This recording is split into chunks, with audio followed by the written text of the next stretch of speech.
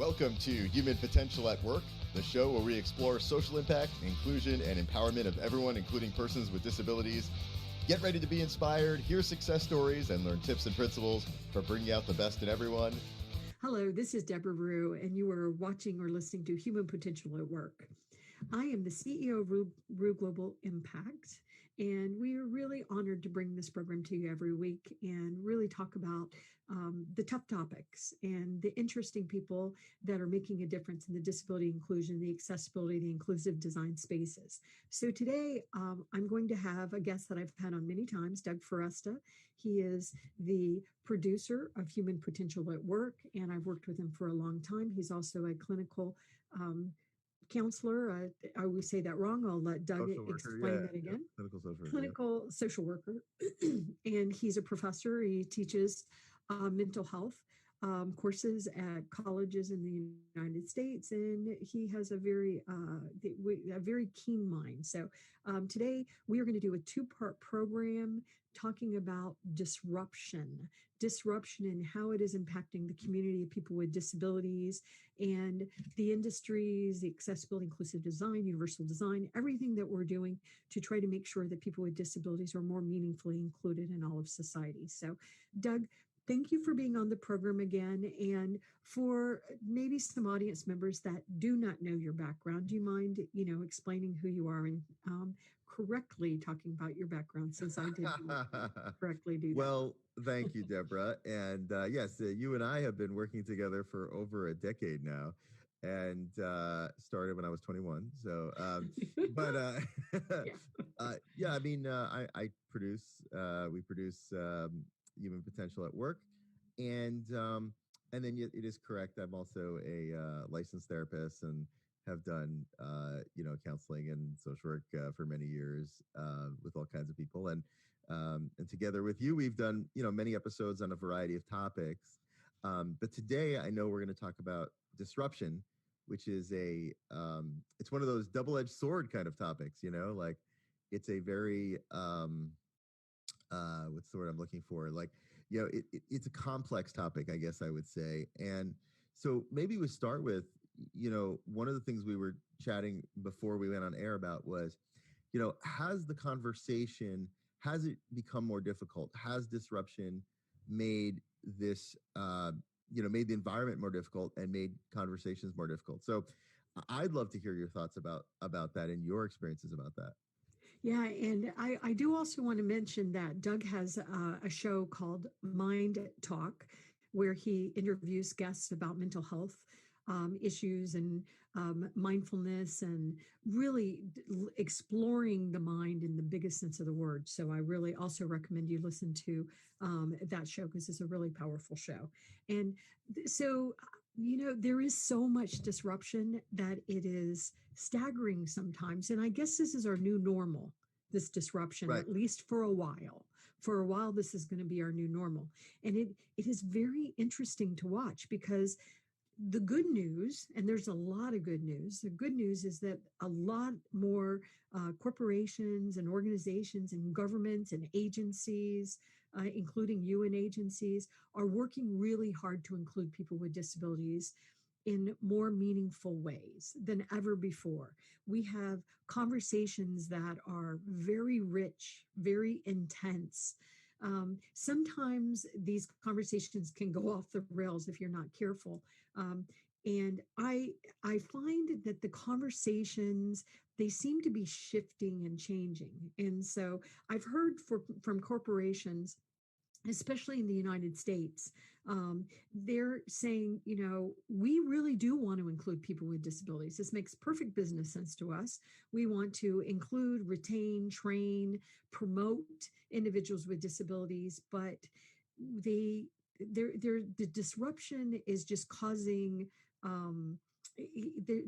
there's a lot of risks to the conversation, and the risks are different depending upon where the conversations are being had, but also depending upon who you are and where you are. And so just grounding that comment a little bit, if you are a U.S. multinational corporation, you're going to have different conversations here in the United States than you might have in other areas where your employees are. Right. And many of the corporations that we deal with they're enormous with hundreds of thousands of employees all over the world. And yet often we see the efforts being made happening mainly in the United States, the United Kingdom, maybe in Europe. We see it happening in Australia. And there's some very interesting things happening all over the world, in the Asias, in Latin America. But at the same time, it's fascinating how the disruption is impacting these conversations, both negatively and positively. And I know we're going to talk about that a little bit more today. So why don't we actually, I was thinking like we're talking about disruption. I mean, how would you define disruption? I mean, I think that's an interesting sort of thing.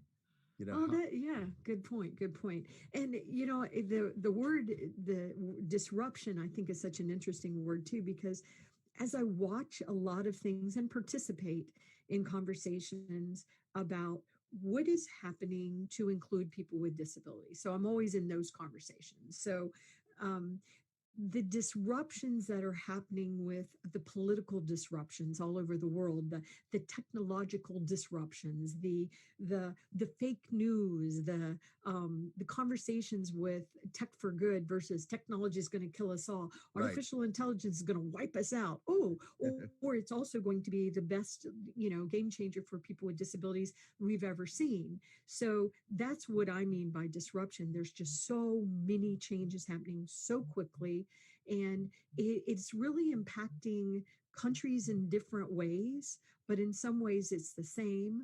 And controlling the conversations that are happening on social media, it's like constantly drinking out of a gigantic fire hose. Yeah, yeah, I agree. There's so much more information coming at us now than ever probably in human history. Yeah. And so much change that's happening. So, right. So, how do these things? I appreciate that because we talk so much about disruption, and I think it's good to sort of define it. So, let's talk about Yeah, some of I agree. why don't we start with some of the positives? I mean, what do you think are some of the positives of disruption? Well, I think the positives, which I'm very excited about, is that I think a lot of people with disabilities are finding their voice. And I Right. use that in a very broad way because, not all people can speak in the traditional manner. And yet I see more and more individuals with disabilities, both visible and invisible disabilities, really standing up and talking about who they are and who they want the world to see them as, and their experiences growing up or acquiring a disability. So I think the conversations are much richer. I think I also, and I don't know sometimes if it's just where I'm playing, but it almost feels like some of the conversations have gotten a little softer, meaning a little bit more willing to, let's have a conversation, let's have a debate, than I had seen in the while. For a Right. while there were, and of course this is still happening, but the conversations were so intense that in some cases you were almost afraid to wade in there because people are just, They'll just jump down your throat. Exactly. yeah, slash and burn, and you're Yeah. not going to have a conversation. You're going to, and Yep. so I'm very active on social media, and I've been having some really rich conversations on LinkedIn. LinkedIn, very impressed with LinkedIn these days. And the engagement is very interesting. And I posted reposted an article that a person with autism wrote about their experiences and their experiences with bullying and inclusion. And I posted it, and the conversations that we were having back and forth with people with disabilities, with parents of people with disabilities, with community members that don't have disabilities or haven't been impacted by disabilities. It was very interesting to see how they were talking about it, and it felt like we were having more of a debate Yeah. than I'm right at all costs. I don't care what you say, I'm right, that kind of Right. conversation. So I think the positiveness is that more people are owning their power, more people are joining the conversation. It feels like more people are trying to seek to understand. And once again, not everybody's doing this, but just as a whole, Doug, I'm seeing this. Right. So at least a good percentage of people are. Right. And then at the same time, I know that I'm changing because was brought up, in a difficult childhood, but I learned so much from it. And with a mother that really struggled with mental health problems, but I always knew my mama loved me. But at the same time, that good girl, be a good girl at all costs that I learned as a kid, you Right. know, um, I'm trying to sort of not be that person anymore. And so there are some conversations that traditionally, it was almost like I've said this before, I try to find corporations doing things right so that we can reward the positive behaviors, because I believe in rewarding positive behaviors. But I'm starting to realize that I'm going to have to be more vocal. And I'm going to call out a brand right now, Domino's. I actually really like Domino's Pizza, and we have been customers of Domino's for a long time. But we as a family are deciding not to order pizza from Domino's anymore because Domino's is choosing, and they have the right to do this, but they're choosing to go all the way to our Supreme Court to fight whether or not their website should be accessible. And they want Wow. these laws thrown out. Yes, this is very, very, very Why serious would situation. Domino's choose that fight? That makes no I sense. don't know. I don't know why they would choose that fight, because what they're saying accidentally is that they don't care about the community of people with disabilities, Correct. and the community is freaking out. And somebody Wow. wrote a post saying, "Is Domino's going to f it up?" I won't say that on air. For people with disabilities in the internet. Right. And so I'm not sure if I were that brand, I would make that decision, Right. because the Why fight reality is, battle? why would you? Why? You're a pizza company. Let us eat your pizza. Why are you going to take a stand that appears to be a stand against the community of people with disabilities? I Right. don't think it is. But at the same time, I don't think I can be the little good girl and not speak up about this. And so I remember Target made these decisions years ago, and Target decided to fight it, and it turned to a class action lawsuit. And but what was really interesting about the Target brand is they learned so much from that, and they're actually one of the best brands is including people with disabilities now. They're very good about using models with disabilities. They're very good about making sure their website's fully accessible. They're really a leader in this space. So I'm hoping in the long run, maybe Domino's can, maybe there'll be a positive um, output. But I don't know why they would choose to do that. I think it is a really bad mistake, and I can no longer support that brand. I just can't, because Right. I've No, got her it's with a understandable. disability. Right. I have invisible disabilities, and my husband has a disability. This is real to me. And so, and I have a choice as a consumer. So I think one thing that the disruption is also causing, the positive, is that the community of people with disabilities are realizing that we do need to step up together, and we need to all be singing from the same sheet music, Right. because we don't understand. Tell us, Domino's, why you're not just going to make your website accessible. Tell us, explain to us. Do you think it's too hard? Because there are so many other brands, including your competitors, that have Who done do it it. already? Right. Yeah, so I don't understand why they're taking it to the Supreme Court, but that's what we do in the United States. We figure things out. We learn from our lawsuits. Sometimes we take it to our Supreme Court, and we hopefully we're going to evolve from these conversations. But it just seems like there's a lot of risk to their brand, that families like mine will say, "Well, I can't support your brand anymore because Right. you don't appear to be supporting my family." Right. So since you're choosing to come out and fight this and say, "Well, I don't, the Supreme Court of law, land of the law of the land, let's just not make websites accessible anymore. It's way too much trouble for us brands." What? What? But we really do expect, by the way, corporate brands, we expect you include people with disabilities. And by the way, you already are. Right. But you need to know that you have people with disabilities working for you, and investors with disabilities investing in you, and shareholders with disabilities, and vendors with disabilities. We're not going away. Right. So why they would choose to take on that fight, Who knows? Right. Exactly. But like you said, the good thing about disruption is that it allows for people to speak more in one voice. With all the technology that's come out, it allows people to. I know you've said this before, Deborah, that we talk about the community of persons with disabilities, but truly the community could be a lot more cohesive Yes. than it historically has been.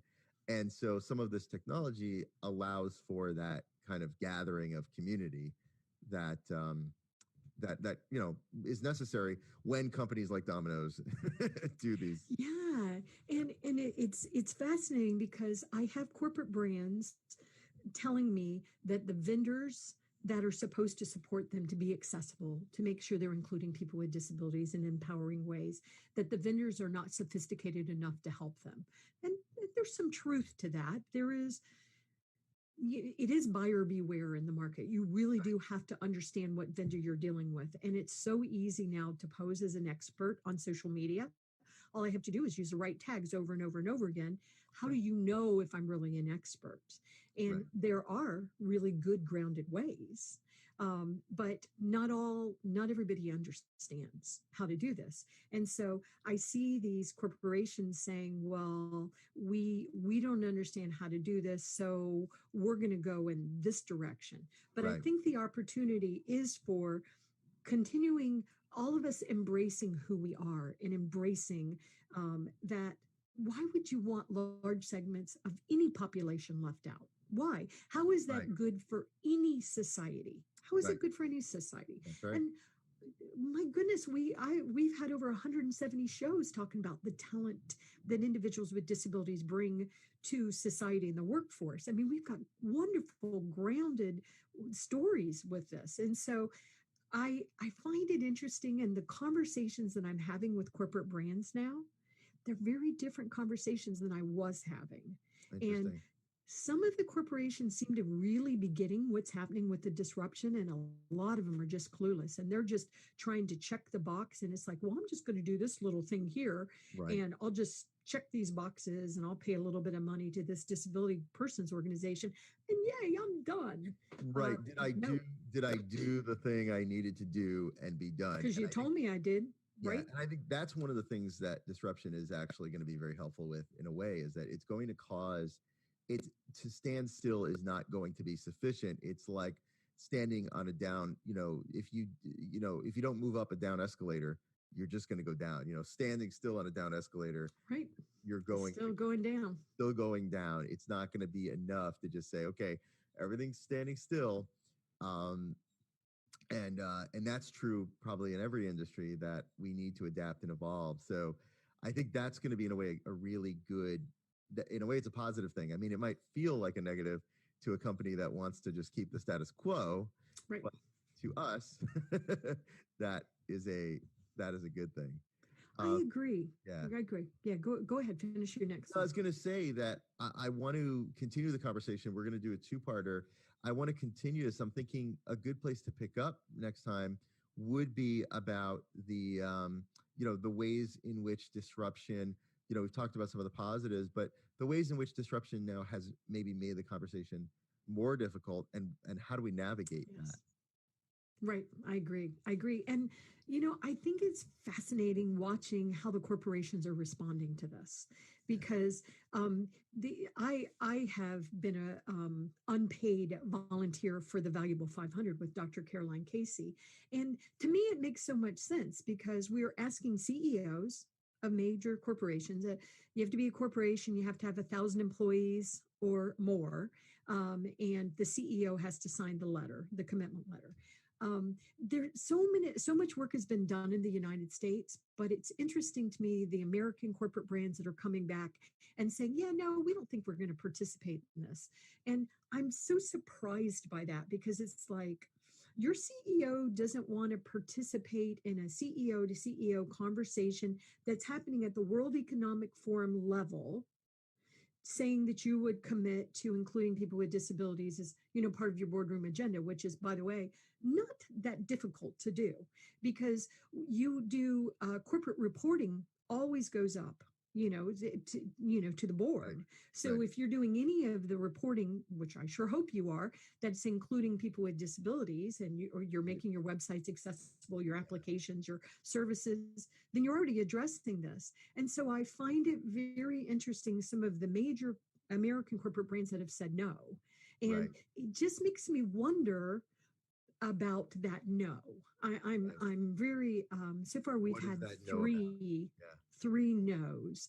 And I'm fascinated with that because I'm not exactly sure what it's telling me and Right. our community, but I think once again, the positive of disruptions is that we're all talking together, we're all communicating our concerns and what we think you're doing right. And, the brand doesn't know the brand anymore. The community owns the brand. So that, um, I think that's very interesting watching the disruption. And I think some of the leaders are going to be very clear very soon in the next, probably the next 6 to 9 months. It's going to be very clear who the leaders are and are not. And I think it's very important that the community of people with disabilities and our allies really address this. It's like, I really like Domino's Pizza, but I just cannot be a consumer of a brand that doesn't support my community. I'm going to have to take a stand on that and other brands that are not community, that are not including us. And Right. so, or actually fighting that we be Right. included. Right. Wow. Right. So, so I look forward to the next episode, Doug, where we continue this disruption conversation. And I really appreciate the work that you do. And we really appreciate our audience as well. So, Absolutely. we will see you next time as we continue this conversation on disruption. And by the way, we want to know what you're thinking too. So let us know what you're seeing positively with disruption of including people with disabilities around the world, and also what you're seeing the negative impact as well. And who are the brands you think are doing a good job? So we want to know what you're thinking as well. And also always interested if you think that a person would be a really good guest on the show as well. We always want to know that too. So thank you, everyone. And Doug, thank you for your time today. Thank you. Thanks, everyone.